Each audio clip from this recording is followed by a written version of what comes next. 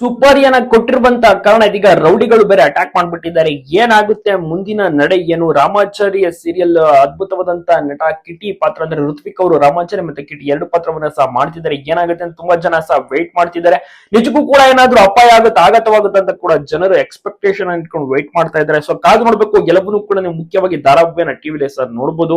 ಒಟ್ಟಿನಲ್ಲಿ ಇಲ್ಲಿ ಹೊಡೆದಿರುವುದು ಕರೆಕ್ಟ್ ಆಗಿಯೂ ಸಹ ಗೊತ್ತಾಗ್ತಿದೆ. ಕಿಟಿ ಮೇಲೆ ಅಟ್ಯಾಕ್ ಆಗುತ್ತೆ. ಯಾಕಂದ್ರೆ ತೀರ್ಥಯಾತ್ರೆಗೆ ಅಂತ ಟ್ರೈನ್ ಅನ್ನ ಇಟ್ಕೊಳ್ಳಕ್ಕೆ ಹೋಗ್ತಾ ಇರ್ತಾರೆ. ಒಂದು ಟೈಮ್ ಆಟೋ ಬೇರೆ ಕೆಟ್ಟೋಗುತ್ತೆ. ಮಧ್ಯದಲ್ಲಿ ನಿಂತ್ಕೊಂಡಿರುವಂತ ಕಾರಣ ಅಲ್ಲಿ ಅಟ್ಯಾಕ್ ಮಾಡ್ತಾರೆ ರೌಡಿಗಳು.